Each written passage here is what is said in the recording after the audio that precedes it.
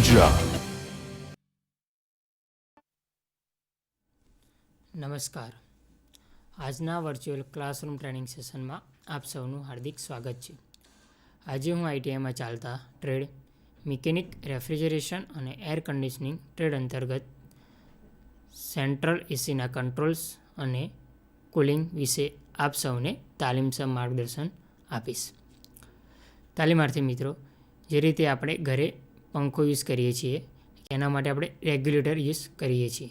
એટલે કે આપણે જે સ્પીડે પંખો ફેરવ્યો હોય તેના માટે આપણે રેગ્યુલેટરનો ઉપયોગ કરીએ છીએ. એક ઉપર, બે ઉપર, એટલે કે કેવું વાતાવરણ છે તેના અનુરૂપ આપણે પંખાને ઓપરેટ કરીએ છીએ. એટલે કે આપણે ઘરે પંખો રેગ્યુલેટર દ્વારા કંટ્રોલ કરી શકીએ છીએ. તે જ રીતે મિત્રો, બાઇકની વાત કરીએ તો આપણે હાઈવે પર બાઇક લઈને જતા હોય અને જો રસ્તામાં બમ્પ આવે તો આપણે બ્રેક લગાવીએ છીએ. એટલે કે બાઇકને કંટ્રોલ કરીએ છીએ. આ રીતે આપણે બાઇક અને પંખાનું કંટ્રોલિંગ કરી શકીએ છીએ. તેવી રીતે રેફ્રિજરેશનની અંદર વાત કરીએ અને તેમાં પર્ટિક્યુલરલી સેન્ટ્રલ એસી પ્લાન્ટની વાત કરીએ તો તેની અંદર કંટ્રોલ્સનો અભ્યાસ કરવો ખૂબ જ જરૂરી છે. સેન્ટ્રલ એસી પ્લાન્ટમાં વપરાતા કંટ્રોલ્સ સેન્ટ્રલ એસીને નિયંત્રિત રાખે છે અને central AC plant proper work કરે છે.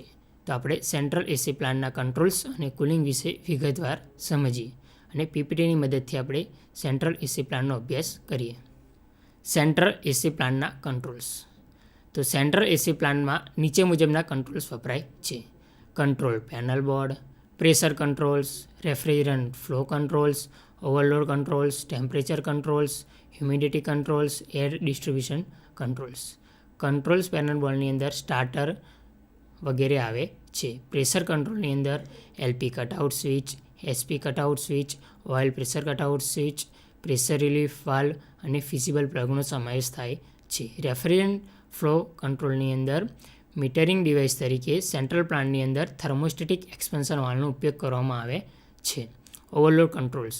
તો સેન્ટ્રલ પ્લાન્ટ એસીમાં ઓવરલોડ કંટ્રોલ્સ તરીકે overload relay, overload protractor, motor માટેની ઓવરલોડ રિલે વગેરેનો ઉપયોગ કરવામાં આવે છે. Temperature controls. તો ટેમ્પરેચર કંટ્રોલ્સ કરવા માટે સેન્ટ્રલ એસી પ્લાન્ટની અંદર થર્મોસ્ટેટિક સ્વિચનો ઉપયોગ કરવામાં આવે છે. તદુપરાંત એન્ટીફ્રીજ થર્મોસ્ટેટિક સ્વિચનો ઉપયોગ પણ કરવામાં આવે છે, જેની વિગતવાર આપણે આગળ ભણીશું. Humidity controls. હ્યુમિડિટી કંટ્રોલ્સ કરવા માટે હ્યુમિડિટી ટેસ્ટનો અભ્યાસ કરવામાં આવે છે, જે આપણે આગળ ભણીશું. અને છેલ્લું છે એર ડિસ્ટ્રીબ્યુશન કંટ્રોલ્સ. તો એર ડિસ્ટ્રીબ્યુશન કંટ્રોલ્સની અંદર એર ડેમ્પર અને એક્ઝોસ્ટ ડેમ્પરનો સમાવેશ થાય છે. તો તેની વિગતવાર માહિતી આપણે મેળવીએ. સૌથી પહેલાં વાત કરીએ તો કંટ્રોલ પેનલ બોર્ડ. તો કંટ્રોલ પેનલ બોર્ડ યુનિટના આગળના ભાગમાં રાખવામાં આવે છે.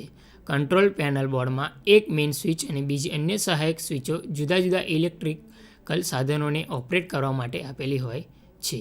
અને control panel board central AC પ્લાન્ટને ઓપરેટ કરે છે. Pressure controls. જે રીતે આપણે અગાઉ વાત કરી તે પ્રમાણે એલપી કટઆઉટ સ્વિચ એટલે કે લો પ્રેશર કટઆઉટ સ્વિચ, બીજી છે એચપી કટઆઉટ સ્વિચ એટલે કે હાઈ પ્રેશર કટઆઉટ સ્વિચ, પછી છે oil pressure cutout switch, pressure relief valve અને ફિઝિબલ પ્લગ. હવે તેનો વિગતવાર આપણે અભ્યાસ કરીએ. સૌથી પહેલાં છે એલપી કટઆઉટ સ્વિચ એટલે કે લો પ્રેશર કટઆઉટ સ્વિચ. એટલે કે સક્શન પ્રેશર અથવા એવપોરેટર પ્રેશર નીચું જાય છે ત્યારે એલપી કટઆઉટ સ્વિચ ઓપરેટ થાય છે. હવે એલપી કટઆઉટ સ્વિચ ઓપરેટ થાય છે એટલે કે તે કમ્પ્રેસરને બંધ કરી દે છે. કમ્પ્રેસર સર્કિટને અલગ કરે છે, જેના કારણે કમ્પ્રેસર બંધ થાય છે. જે માધ્યમને ઠંડુ કરવાનું હોય તે માધ્યમના ફ્રીઝિંગ ટેમ્પરેચર કરતાં સહેજ ઊંચા પ્રેશરે તેને સેટ કરવામાં આવે છે. જ્યારે માધ્યમનું ટેમ્પરેચર નીચું જાય છે ત્યારે સિસ્ટમમાં સર્ક્યુલેટ થતાં રેફ્રિજરન્ટનું પ્રેશર પણ નીચું જાય છે, જેના કારણે કમ્પ્રેસર બંધ થાય છે. કમ્પ્રેસર બંધ થવાનું કારણ કે જે એલપી કટઆઉટ સ્વિચમાં રહેલા કોન્ટેક્ટ છૂટા પડે છે, પરિણામે કમ્પ્રેસર બંધ થાય છે. તો એચપી કટઆઉટ સ્વિચ તમે મિત્રો આકૃતિમાં જોઈ શકો છો. અહીંયા કટઆઉટ એડજસ્ટમેન્ટ કરી શકાય છે અને અહીંયા કટ-ઇન એડજસ્ટમેન્ટ કરી શકાય છે. કટઆઉટ એડજસ્ટમેન્ટ એટલે કે અહીંયાથી આપણે જેના કોન્ટેક્ટ પોઈન્ટ છે તે કટઆઉટ થાય છે અને કટ-ઇનમાં એના કોન્ટેક્ટ પોઈન્ટ મળે છે, કે જેના કારણે કમ્પ્રેસર ચાલુ થાય છે. અને આ લો સાઇડ કનેક્શન છે કે એના સક્શન લાઇન સાઇડ લગાવવામાં આવે છે. હવે એલપી કટઆઉટ સ્વિચની આપણે ડિટેલમાં માહિતી આકૃતિની મદદથી મેળવીએ.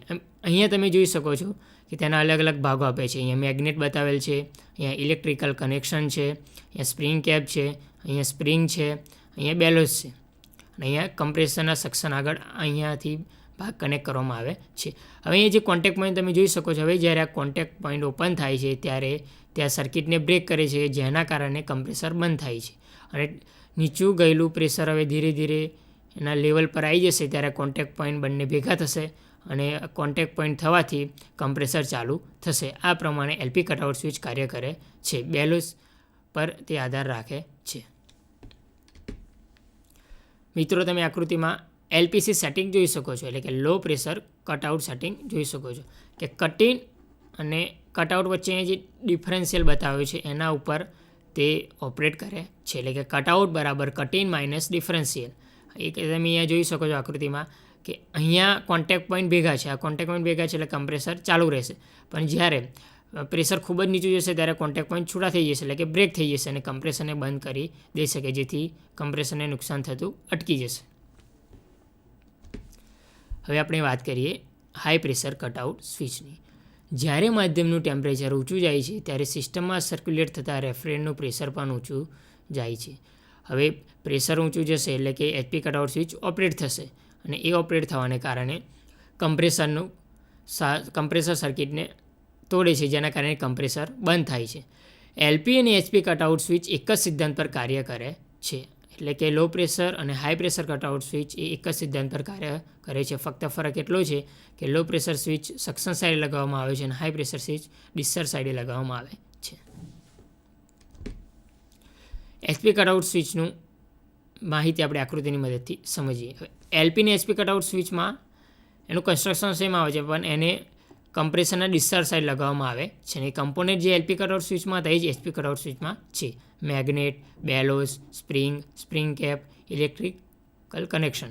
કે જ્યારે સિસ્ટમનું પ્રેશર હાઈ થશે ડિઝાઇન કરતાં ત્યારે આ કોન્ટેક્ટ પોઈન્ટ છૂટા થશે, એટલે કે કમ્પ્રેસરને બંધ કરશે અને જ્યારે ત્યાંના લિમિટેડ પ્રેશરે આવી જશે, એટલે કે નિયત પ્રેશરે આવી જશે ત્યારે કોન્ટેક્ટ પોઈન્ટ મળશે અને જેના કારણે કમ્પ્રેસર ચાલુ થશે. આ પ્રમાણે એચપી કટઆઉટ સ્વિચ કાર્ય કરે છે. મિત્રો, હવે આકૃતિની મદદથી એચપી અને એચપી કટઆઉટ સ્વિચ કઈ રીતે લગાવેલ છે તેની માહિતી મેળવીએ. એલપી કટઆઉટ સ્વિચ અને એચપી કટઆઉટ સ્વિચ સિસ્ટમમાં કઈ રીતે લાગે તેની માહિતી મેળવીએ. મિત્રો, તમે એ આકૃતિમાં જે જોઈ શકો છો કે અહીંયા કમ્પ્રેસર આપ્યું છે, કમ્પ્રેસરની આ સક્શન લાઇન છે, તો સક્શન લાઇન ઉપર લો પ્રેશર કંટ્રોલ લગાવેલો છે, એટલે કે એલપી કટઆઉટ સ્વિચ લગાવેલી છે. એટલે કે જો આ સાઈડે પ્રેશર ખૂબ જ નીચું જશે ત્યારે low pressure control switch operate થશે અને તે કમ્પ્રેસરને બંધ કરી દેશે. તેવી જ રીતે મિત્રો, તમે અહીંયા જોઈ શકો છો કે ડિસ્ચાર્જ લાઇન છે, એટલે ડિસ્ચાર્જ સાઈડે અહીંયા હાઈ પ્રેશર કંટ્રોલ લગાવેલો છે. એટલે કે ડિસ્ચાર્જ સાઈડે જો પ્રેશર ખૂબ જ ઊંચું જશે તો તે high pressure control switch operate થશે અને તે કમ્પ્રેસરને બંધ કરી દેશે. આ પ્રમાણે એલપી કટઆઉટ સ્વિચ અને એચપી કટઆઉટ સ્વિચ સિસ્ટમમાં લાગેલા હોય છે અને આ રીતે વીસીઆર સિસ્ટમ સતત ચાલ્યા કરશે. Oil pressure cutout switch. તો ઓઇલ પ્રેશર કટઆઉટ સ્વિચના કોન્ટેક્ટ કોમ્પ્રેસરની ડ્રાઈવ સર્કિટ સાથે કરેલા હોય છે. હવે જ્યારે સિસ્ટમની અંદર કમ્પ્રેસર ચાલુ હોય ત્યારે ઓઇલ પંપ ઓઇલને સર્ક્યુલેટ કરતું હોય છે, એટલે કે ચોક્કસ પ્રેશર ડેવલપ કરતું હોય છે. પરંતુ એટલે કે આકસ્મિક સંજોગોમાં ઓઇલ પ્રેશર ઘટી અથવા શૂન્ય થઈ જાય તો ઓઇલ પંપ ફેલ થઈ શકે છે. બીજું કે અપૂરતું લુબ્રિકેશન હોય તો કમ્પ્રેસરના ભાગોમાં ઘસારો થઈ જાય છે. તો આ બધા કિસ્સામાં oil pressure cutout switch operate થાય છે અને કમ્પ્રેસરને ડેમેજ થતું અટકાવે છે અને કમ્પ્રેસરને બંધ કરી દે છે. અને પૂરતા પ્રમાણમાં લુબ્રિકેશન કરવામાં આવે તો પછી તે કમ્પ્રેસર કન્ટિન્યુઅસ સારી કન્ડિશનમાં ચાલે છે. હવે મિત્રો, આગળ વાત કરીએ પ્રેશર રિલીફ વાલ્વ. તો shell and tube type condenser. Cell and tube type condenser એટલે કે કન્ડેન્સરની ટ્યુબની અંદર પાણી વહેતું હોય છે અને કન્ડેન્સર સેલની અંદર રેફ્રિજરન્ટ હોય છે. તો તેની ડિઝાઇન જે પ્રેશર પર કરવામાં આવેલ હોય તેના કરતાં વધુ પ્રેશર ત્યાંની અંદર ડેવલપ થાય તો તે નુકસાન પહોંચાડે છે. હવે જો ત્યાંની અંદર વધુ પ્રેશર થઈ જાય તો shell and tube type condenser ફાટવાની સંભાવના રહે છે અને પ્લાન્ટને મોટું નુકસાન થઈ શકે છે. તો તેના કારણે સેલ એન્ડ ટ્યુબ ટાઈપ કન્ડેન્સરની ઉપર પ્રેશર રિલીફ વાલ્વ આપવામાં આવેલો હોય છે. તો પ્રેશર રિલીફ વાલ્વ પ્રેશર વધતા સીટ ઉપરથી ઉચકાય છે અને વધારાના પ્રેશરને રિલીઝ કરી દે છે. બરાબર. ધારો કે આપણું સેલેન્ટ ટ્યુબ ટાઈપ કન્ડેન્સરની ડિઝાઇન 20 kg પર સેન્ટીમીટર સ્ક્વેર એટલે કે કિલોગ્રામ પર સેન્ટીમીટર સ્ક્વેર પ્રેશર સહન કરી શકીએ તેટલી ડિઝાઇને તેને બનાવેલ છે. પરંતુ જો કોઈક આકસ્મિક સંજોગોમાં તે પ્રેશર 20થી વધીને 30-40 kg પર સેન્ટીમીટર સ્ક્વેર થઈ જાય તો તે સેલેન્ટ ટ્યુબ ટાઈપ કન્ડેન્સરને નુકસાન પહોંચાડી શકે છે. આના માટે તેના ઉપર પ્રેશર રિલીફ વાલ્વ લગાવેલો હોય છે કે જે સીટ ઉપરથી ઉચકાય છે અને વધારાના પ્રેશરને રિલીઝ કરી દે છે. આ પ્રમાણે પ્રેશર રિલીફ વાલ્વ કાર્ય કરે છે. હવે મિત્રો આપણે વાત કરીએ ફિઝિબલ પ્લગની. ફિઝિબલ પ્લગ કન્ડેન્સર અથવા રિસીવર પર લગાવવામાં આવતી સેફ્ટી ડિવાઇસ છે. ફિઝિબલ પ્લગનો ઉપયોગ સેફ્ટી ડિવાઇસ તરીકે કરવામાં આવે છે.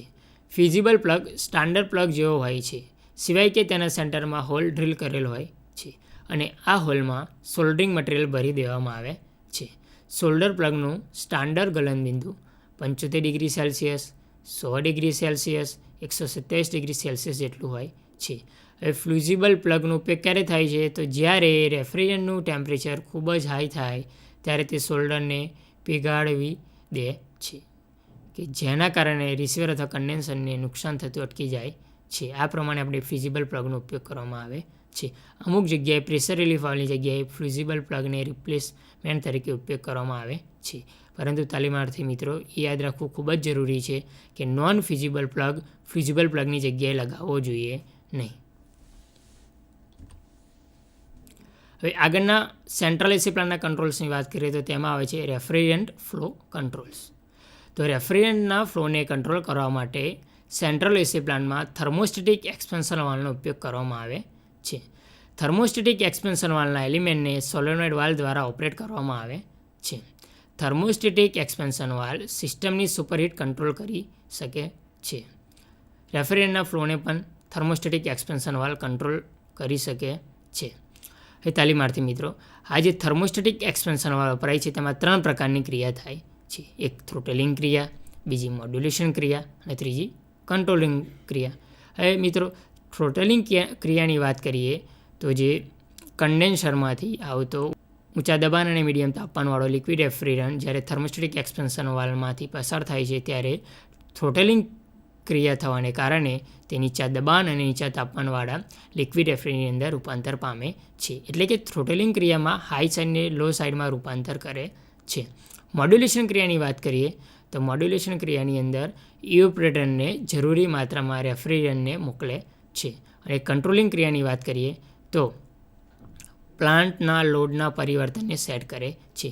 એટલે કે જ્યારે સિસ્ટમમાં લોડ વધારે હોય છે ત્યારે થર્મોસ્ટેટિક એક્સપેન્શન વાલ્વ વધારે પ્રમાણમાં ખુલે છે અને જ્યારે સિસ્ટમમાં લોડ ઓછો હોય છે ત્યારે થર્મોસ્ટેટિક એક્સપેન્શન વાલ્વ થોડા પ્રમાણમાં ખુલે છે. એટલે કે જરૂરી માત્રામાં રેફ્રિજરન્ટને તે મોડ્યુલેશન કરે છે. આ પ્રમાણે થર્મોસ્ટેટિક એક્સપેન્શન વાલ્વ કાર્ય કરે છે. હવે વાત કરીએ સેન્ટ્રલ એસી પ્લાન્ટના ઓવરલોડ કંટ્રોલની. તો સેન્ટ્રલ એસી પ્લાન્ટના કમ્પ્રેસરની મોટર, વોટર પંપ અથવા અન્ય મોટરને રક્ષણ આપવા માટે ઉપયોગમાં લેવાતા કંટ્રોલ્સને ઓવરલોડ કંટ્રોલ કહે છે. હવે તાલીમાર્થી મિત્રો જો નાના યુનિટ સેન્ટ્રલ એસી પ્લાન્ટના નાના યુનિટ હોય તો તેમાં સ્ટાર્ટરનો ઉપયોગ કરવામાં આવે છે ઓવરલોડ કંટ્રોલ તરીકે. અને જો સેન્ટ્રલ એસી પ્લાન્ટના મોટા યુનિટ હોય તો તેમાં 3 ફેઝ ઓવરલોડનો ઉપયોગ કરવામાં આવે છે. હવે મિત્રો આની અંદર કમ્પ્રેસર અને ફેનને ચાલુ બંધ કરવા માટે સ્ટાર્ટરનો ઉપયોગ કરવામાં આવે છે.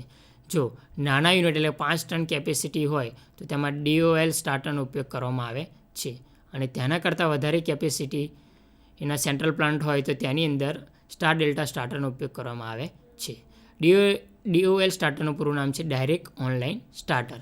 એટલે કે આપણી કેપેસિટી કેવી છે અથવા તો સેન્ટ્રલ એસી પ્લાન્ટની કેપેસિટી કેવી છે તે પ્રમાણે અલગ અલગ ઓવરલોડ કંટ્રોલ્સનો ઉપયોગ કરવામાં આવે છે. નાના યુનિટમાં DOL સ્ટાર્ટર અને મોટા યુનિટમાં સ્ટાર ડેલ્ટા સ્ટાર્ટરનો ઉપયોગ કરવામાં આવે છે કે જે ફેન અને કમ્પ્રેસરને ચાલુ અને બંધ કરવા માટે ઉપયોગમાં લઈ શકાય છે.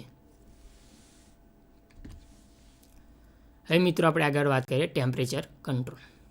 તો સેન્ટ્રલ એસી પ્લાન્ટના ટેમ્પરેચર કંટ્રોલની અંદર થર્મોસ્ટેટ સ્વિચનો ઉપયોગ કરવામાં આવે છે. કેબિનેટ અથવા રૂમના તાપમાનને કંટ્રોલ કરવા માટે ઉપયોગમાં લેવાતા કંટ્રોલને ટેમ્પરેચર કંટ્રોલ કહે છે. થર્મોસ્ટેટિક સ્વિચ દ્વારા કેપેસિટી કંટ્રોલ સિસ્ટમના સોલેનોઇડ વાલ્વને ઓપરેટ કરવામાં આવે છે.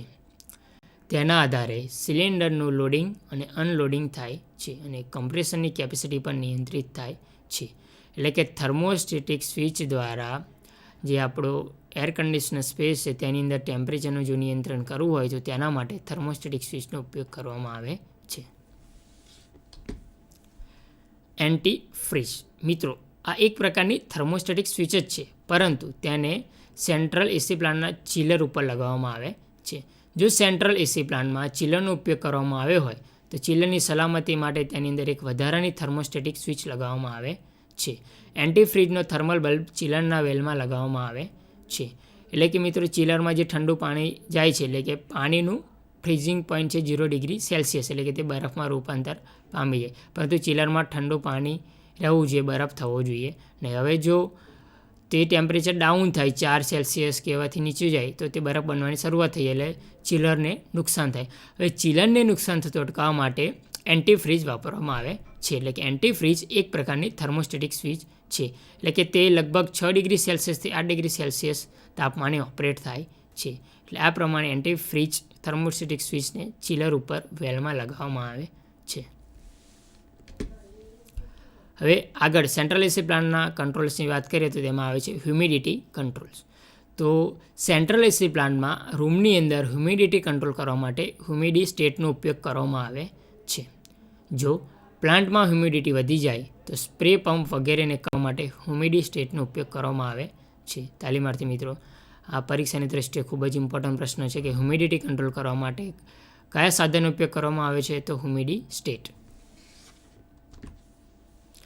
હવે આગળ સેન્ટ્રલ એસી પ્લાન્ટના કંટ્રોલ્સની વાત કરીએ તો તેમાં આવે છે એર ડિસ્ટ્રીબ્યુશન કંટ્રોલ્સ, અથવા તો એર ડિસ્ટ્રીબ્યુશન કંટ્રોલ્સ ના કહેતા તેને ડેમ્પર કંટ્રોલ્સ પણ કહી શકીએ છીએ. તો તેમાં બે પ્રકારના એર ડિસ્ટ્રીબ્યુશન કંટ્રોલ્સ આવે છે. એક ફ્રેશ એર ડેમ્પર અને બીજું exhaust damper. Fresh air damper એ રૂમની અંદર વાતાવરણની શુદ્ધ હવા રૂમમાં લાવવા માટે ફ્રેશ એર ડેમ્પરનો ઉપયોગ કરવામાં આવે છે. અને બીજું છે એક્ઝોસ્ટ ડેમ્પર. એક્ઝોસ્ટ ડેમ્પર એટલે કે કોકવાર જે આપણે એર કન્ડિશનર સ્પેસ છે તેમાં કોઈ ગંધ આવી હોય, એટલે કે રૂમની અંદરની ખરાબ હવા બહાર કાઢવા માટે એક્ઝોસ્ટ ડેમ્પરનો ઉપયોગ કરવામાં આવે છે. એટલે કે ડેમ્પર દ્વારા રૂમની ખરાબ હવા બહાર કાઢી શકીએ છીએ અને ફ્રેશ એર ડેમ્પર દ્વારા વાતાવરણની શુદ્ધ હવા પ્લાન્ટની એર કન્ડિશનર સ્પેસની અંદર આપણે લાવી શકીએ છીએ કે જેથી આપણે વાતાવરણ સુગંધિત બનાવી શકીએ. આમ આ પ્રકારે ફ્રેશ એર ડેમ્પર અને એક્ઝોસ્ટ ડેમ્પરનો ઉપયોગ કરવામાં આવે છે. મિત્રો, આપણે જોયું કે સેન્ટ્રલ એસી પ્લાન્ટમાં કયા કયા કંટ્રોલ્સ વપરાય છે તેની માહિતી મેળવી. હવે આપણે સેન્ટ્રલ એસી પ્લાન્ટના કુલિંગ વિશે આકૃતિની મદદથી સમજીએ. તો મિત્રો, અહીંયા તમે આકૃતિમાં જોઈ શકો છો કે સેન્ટ્રલ એસી પ્લાન્ટ કે તેમાં એક જ રૂમની અંદર બધા કમ્પોનન્ટ ફિટ કરેલા હોય છે, એટલે તેને સેન્ટ્રલ એસી કહેવામાં આવે છે. અને ત્યાંથી ડક્ટ દ્વારા અલગ અલગ રૂમોમાં ઠંડી હવા પહોંચાડવામાં આવે છે.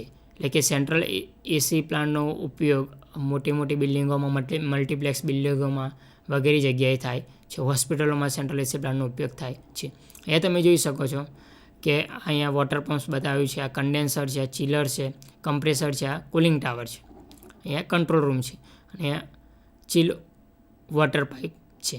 એટલે કે આ પ્રમાણે આપણે સેન્ટ્રલ એસી પ્લાન્ટમાં કુલિંગ મેળવી શકીએ છીએ. એટલે કે એની અંદર કન્ડેન્સરનો ઉપયોગ, જેમાં કન્ડેન્સેશન પ્રક્રિયા થાય છે. ચિલરનો ઉપયોગ સેકન્ડરી રેફ્રિજરન્ટને ઠંડુ કરવા માટે થાય છે અને કમ્પ્રેશનનો ઉપયોગ કમ્પ્રેશન કરવા માટે થાય છે. અને કુલિંગ ટાવરનો ઉપયોગ કે કન્ડેન્સરને જરૂરી માત્રામાં ઠંડુ પાણી પહોંચાડવા માટે કુલિંગ ટાવરનો ઉપયોગ કરવામાં આવે છે. એટલે કે આ સાયકલમાં એવું હોય છે કે કુલિંગ ટાવરમાંથી ઠંડુ પાણી કન્ડેન્સરમાં જાય છે. કન્ડેન્સરમાં રેફ્રિજરન્ટ તેની ઠંડક મેળવે છે, એટલે પોતે લિક્વિડમાં રૂપાંતર પામે છે. એટલે હવે ઠંડુ પાણી ગરમ થઈને પાછું કુલિંગ ટાવરમાં જાય છે. એટલે કે આ પ્રમાણે અહીંયા condenser to cooling tower to condenser અને કન્ડેન્સર ટુ કુલિંગ ટાવર, આ રીતની પ્રોસેસ ચાલ્યા કરે છે. હવે કુલિંગ ટાવરમાંથી કન્ડેન્સરમાં પાણી પહોંચાડવા અને કન્ડેન્સરમાંથી પાણી કુલિંગ ટાવર પહોંચાડવા માટે કન્ડેન્સર વોટર પંપનો ઉપયોગ કરવામાં આવે છે. અને ડક્ટ મારફતે ઠંડી હવા રૂમની અંદર મોકલવામાં આવે છે. એમાં ચિલરનો ઉપયોગ ચિલરની મદદથી પણ કરવામાં આવે છે. મિત્રો, તમે આકૃતિમાં જોઈ શકો છો કે પ્લાન્ટની કેપેસિટી છે 720 ટન. એટલે કે સેન્ટ્રલ પ્લાન્ટ આ મોટા યુનિટનો છે. હવે મિત્રો આપણે સેન્ટ્રલ એસી પ્લાનને જે કુલિંગની વાત કરી તો તેના પર અસર કરતા પરિબળો કયા કયા હોઈ શકીએ તેની ચર્ચા કરીએ. તો સેન્ટ્રલ એસી પ્લાનના કુલિંગને અસર કરતા લોડના મુખ્ય ઘટકો નીચે પ્રમાણે ગણાવી શકાય. એટલે કે સેન્ટ્રલ એસી પ્લાન જે છે, હવે આપણે જે જગ્યાએ જેટલા રૂમોમાં ઠંડક જોઈએ છે એની અંદર કયા કયા પરિબળો તેના કુલિંગ પર અસર કરી શકીએ તેની માહિતી મેળવીએ. તો દિવાલો, છત, ફર્શ વગેરે બાંધકામમાંથી મળતી સેન્સિબલ હીટ અને બાંધકામના ભાગોમાંથી પારગામ્ય થતી બાષ્પની લેટન્ટ હીટ. લેટન્ટ હીટ એટલે કે તેમાં તાપમાનમાં ફેરફાર ના થાય પરંતુ એક સ્વરૂપમાંથી બીજા સ્વરૂપમાં રૂપાંતર થાય તેવી હીટને લેટન્ટ હીટ કહેવામાં આવે છે. જ્યારે સેન્સિબલ હીટ એ તાપમાનમાં વધારો થાય પરંતુ તેના પદાર્થના સ્વરૂપમાં ચેન્જ થાય નહીં તેને સેન્સિબલ હીટ કહેવામાં આવે છે. પછી સોલર હીટ પણ સેન્ટ્રલ એસીના કુલિંગને અસર કરી શકે છે. એટલે કે સોલર હીટની વાત કરીએ તો બારી બારના વેન્ટિલેશન, કાચ પર પડતી સીધી સેન્સિબલ હીટ. પછી છે દિવાલો, છત, બારી બારના વગેરેના અપારદર્શક ભાગો પર પડતી સીધી સોલર હીટ.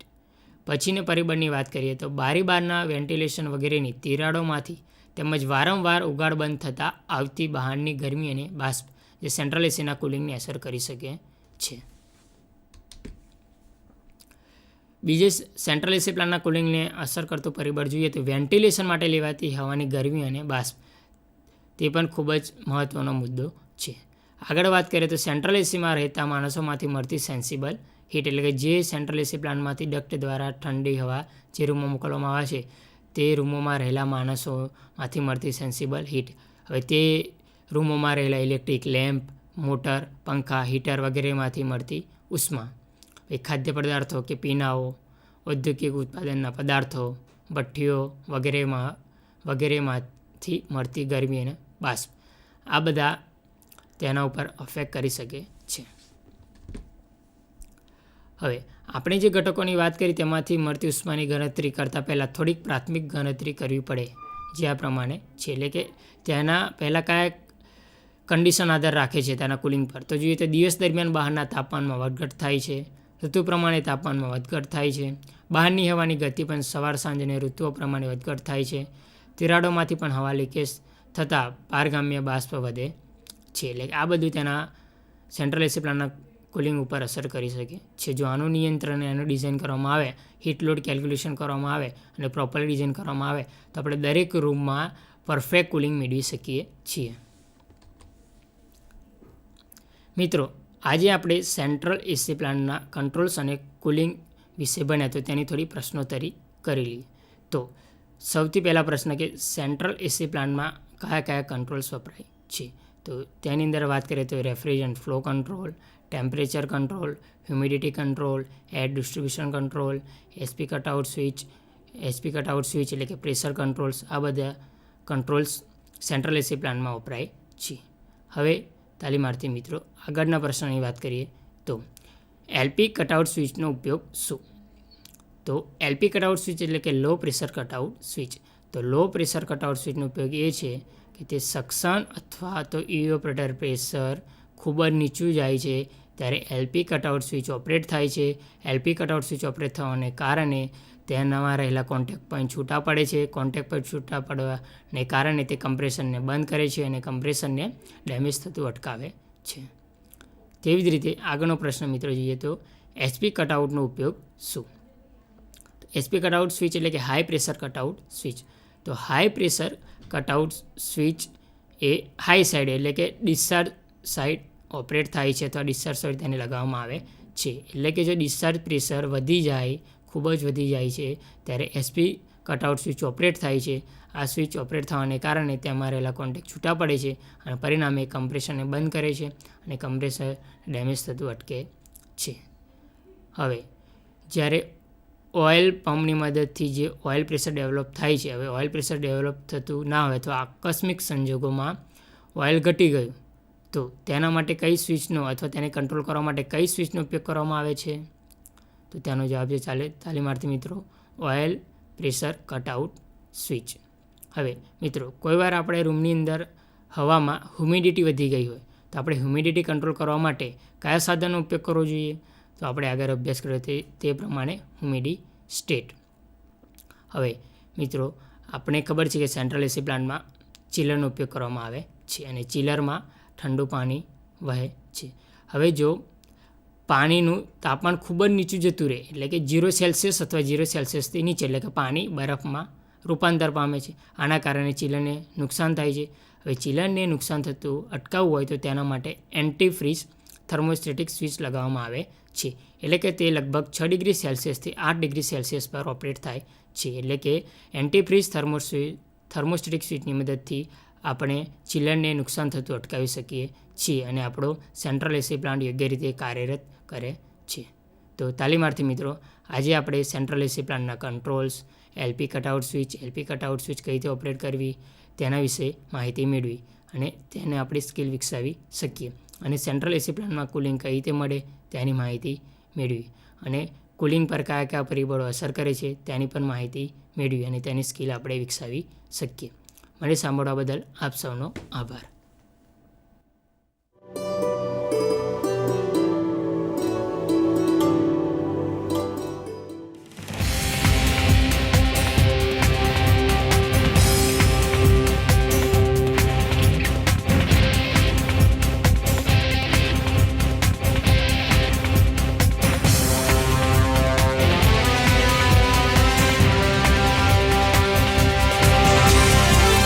વંદે ગુજરાત.